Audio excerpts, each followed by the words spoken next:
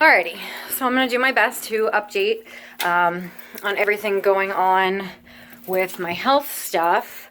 Actually, right now I'm looking for pain medication because my fucking ear is really driving me nuts right now.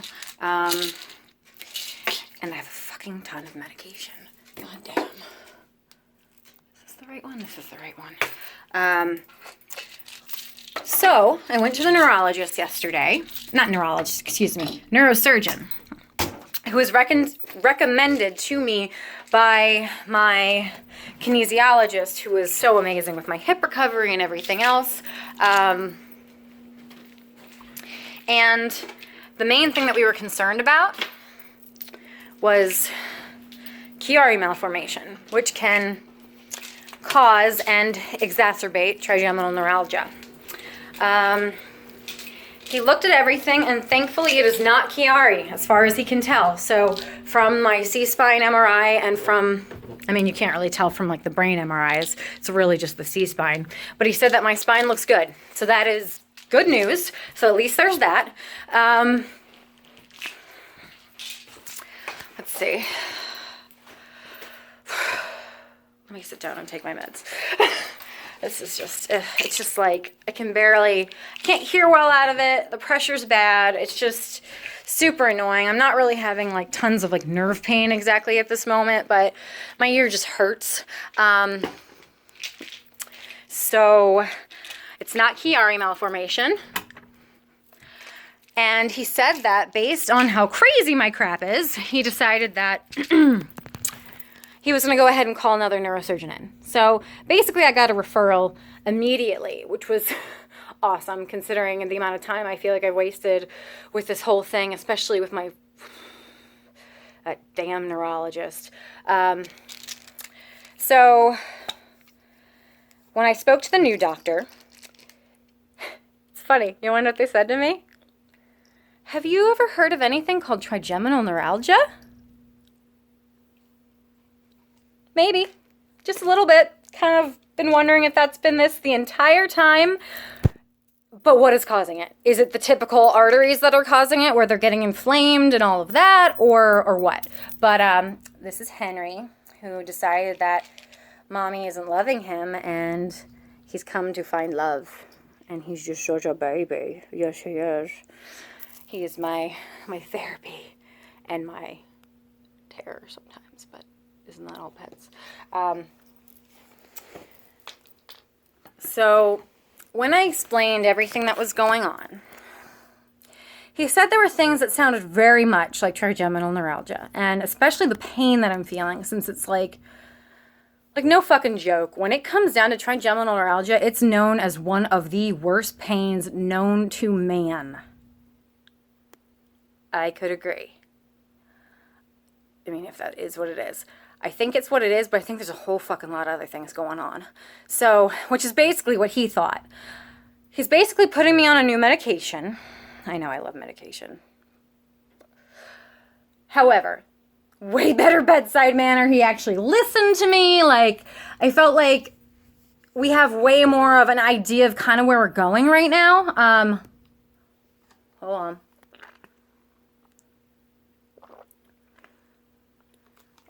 I like that this stuff,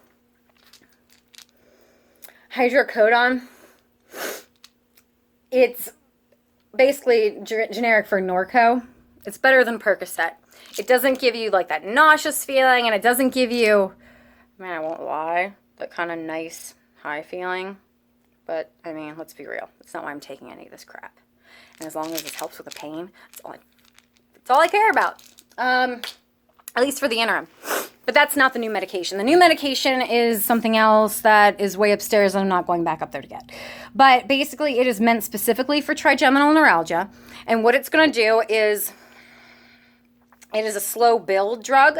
So basically, because it can make you really sick.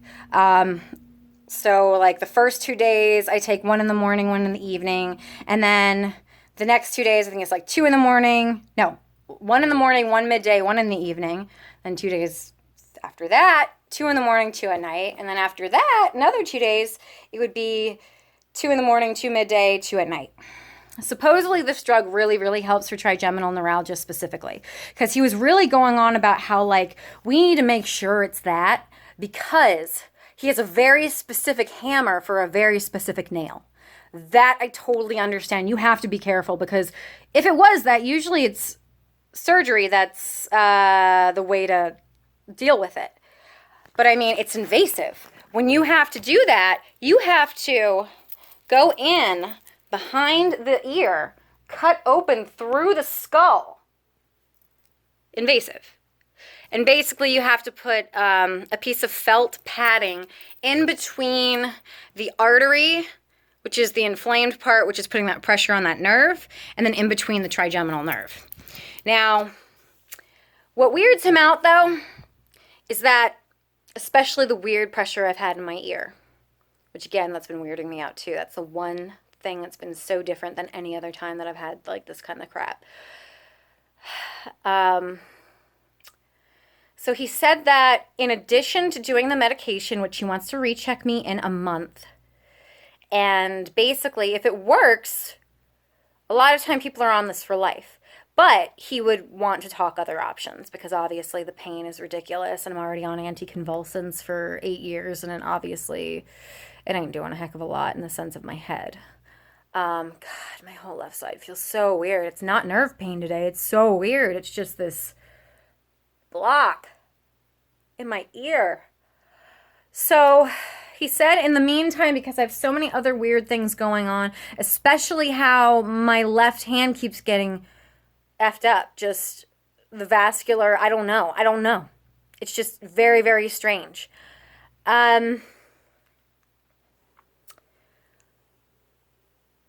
So, sorry, I had a text come up, and it was kind of a dumb question, and I'm just like, it kind of threw me off, and okay, so I'm trying to remember where I left off.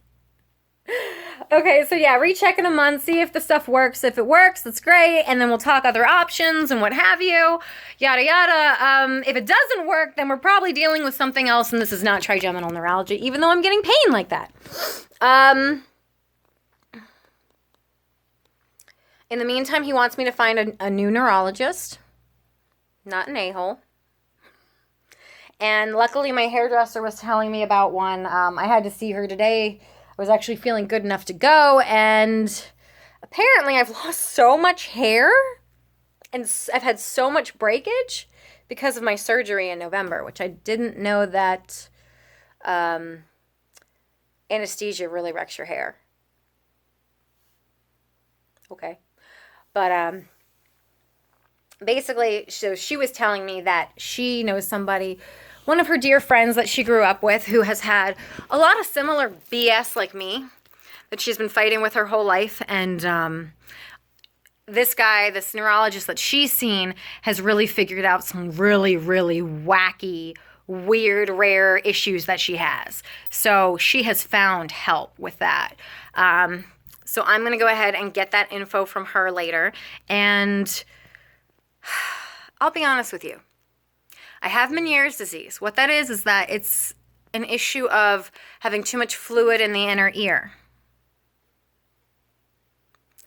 Now, right now my tinnitus is so bad in this ear. I mean, I've had tinnitus for a long time, but that just got really loud there for a second. But it still doesn't act like my normal Meniere's. So, Meniere's, I haven't had many issues with that for quite some time. In fact, I used to be on a diuretic all the time for it. And I actually stopped that about 5 years ago or so.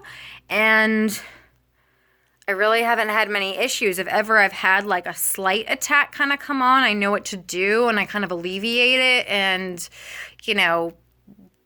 pamper myself in the right way to get through it so that I get out of it. And usually that always works. But now I'm wondering, even though this doesn't act like Meniere's, is this related to my Meniere's?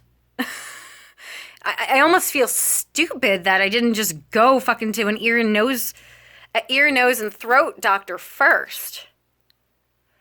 But that wasn't the big issue. My big issue was my facial nerve pain. The pain in my frontal left lobe, like this incredible pressure. And I just so happen to have pressure in my ear. And I get some pain there sometimes. But you know what? What if whatever's going on in my inner ear, what if that alone is either putting pressure on a nerve that's causing the trigeminal neuralgia? And what if there's something going on deep within my inner ear or my middle ear? I did do a lot of reading last night, because doctors love it when you read. But here's the thing. I would not be as far as I am if I didn't do my own damn research in the last 10 years. Like, no shit.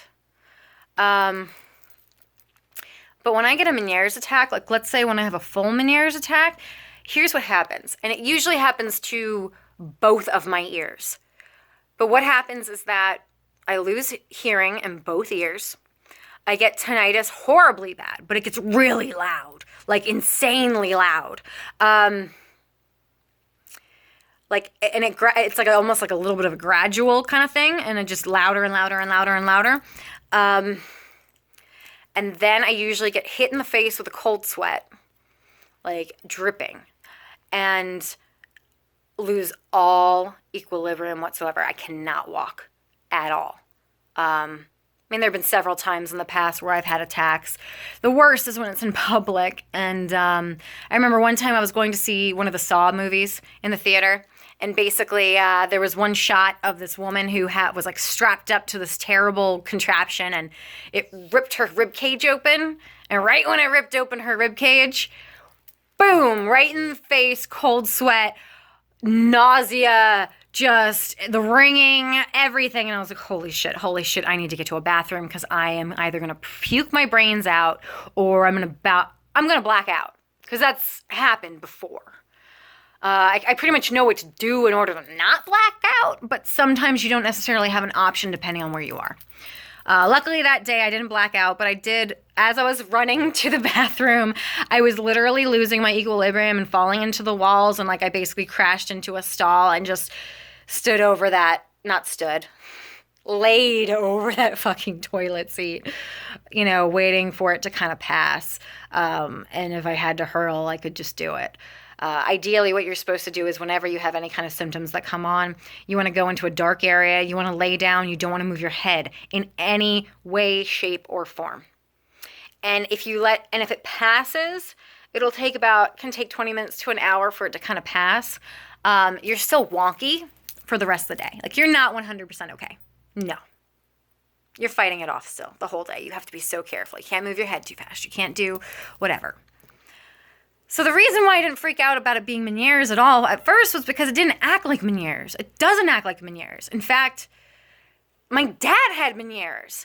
So I'm speaking of my grandparents because they're the ones who raised me. They're the ones I call mom and dad. If I ever refer to my others, it's called my biological dad or that piece of shit cunt face biological mother, Marguerite, who basically got me sick and shortened my mom's life and gave them so much trauma and bullshit that they couldn't even be there for us the way they needed to be. And I'm not going to sit here and get all broken up about it, because you know what? She's got a rude awakening coming. And frankly, it's motherfucking karma. And goddamn does she deserve it. Not that I ever want to relish in revenge or any kind of hurt on anybody else, because I don't believe in it. I really don't.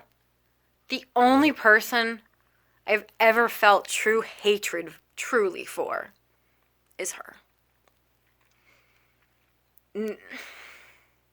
I don't want to cry because I don't want to fuck up my makeup, but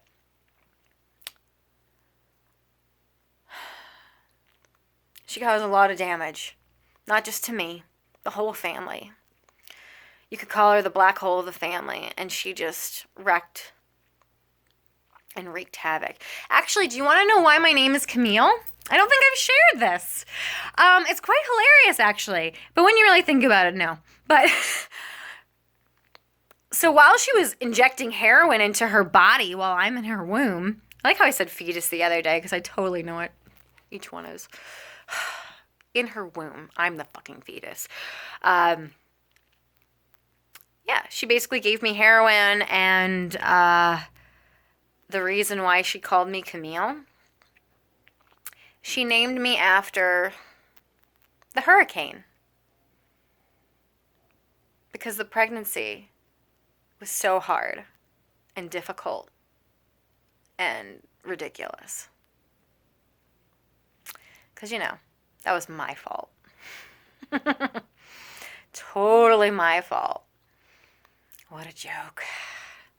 At least my mom loved Camille because she just liked French stuff and she just really liked that name. So I kind of try to think about it more in that way. But it is kind of funny to think that, she just deflects. She deflects everything. She takes no accountability. She takes no responsibility for anything whatsoever. Another day I'll get into it, but she shortened my mother's life when she was sick after Dad died. And at that point, my mom and I had the relationship I always hoped for. But basically, hi Dan. Who is this? I'm making a video. Oh. Hi, Lucy. But basically what I went ahead and did is I made an appointment with ear, nose, and throat because after doing a bunch of research and kind of finding out that there are certain things that can wonk you up, I don't really know how else to say it, in that inner ear.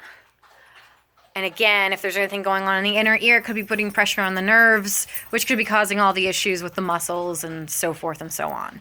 So I still have a lot to do in terms of disability with work. I have to finish some forms and continue with that, and I'm really hoping I can get it extended through March 8th. That would be great, because again, if this trigeminal neuralgia medication works, hopefully it'll at least help the pain. May not help the pressure, but the pain is the biggest thing. Or at least if I can have, pain meds all the way through when I need them so I can start working again. Either way, I know we'll figure it out. I'm not so crazy worried like I have been in the past. And to be honest with you, yes, it's really hurting me financially. I am going to be starting a GoFundMe soon because I have let these things put me in complete debt before, which it's happened, completely breaking me. Luckily at the time I did have my mom. I was more thankful for her though for being my rock rather than my wallet, but won't lie, it was a big help. So keep an eye out for a GoFundMe being put up. I've already put, God, if we want to go back to November when I had my surgery, my crown, all these tests for the new stuff between co-pays and specialist visits and the MRI, which is $1,000 immediately out of pocket, and when we just had to take all the animals to the vet just to make sure they're good because, as soon as you fall back on that, somebody gets something and they die early and you could have fixed it. Don't want to go through that again. I've been there. So again, look out for the GoFundMe that I'll be putting up soon because this is very hard. And then hopefully I will have some further answers in the next few weeks. The ear, nose, and throat appointment is going to be March 12th, so it is a little bit further away than I'd like, but at least we're on track to something. I've got a good neurosurgeon from George Washington Hospital. I'm about to get a good neurologist from my hairdresser. And then, of course, I have my Jedi Master, my kinesiologist, who has been guiding me and helping me in everything, including she helped me immensely with my hip recovery. And then we'll go back to the ear, nose, and throat. Now, it won't be the same doctor I used to have because he retired. However, it is the same practice, and hopefully oh, wait, no, not all my information is there because they don't have a Falls Church office anymore, and they said that my file was empty. So now I have to go digging for my old stuff, but whatever. I almost don't mind going in, completely scot-free of just, I don't know anything I have. Let's just find out as if it's square one. Because honestly, I truly don't believe it's fibromyalgia anymore. Not to say it's not something more rare or even that it still could turn out to be that, but just really, truly don't believe it is. All right, well, until next time, and hopefully, because I have been doing a few more things this weekend, I don't have a full-on flare. Because yesterday sucked, because I was definitely fighting that. All right, well, till next time.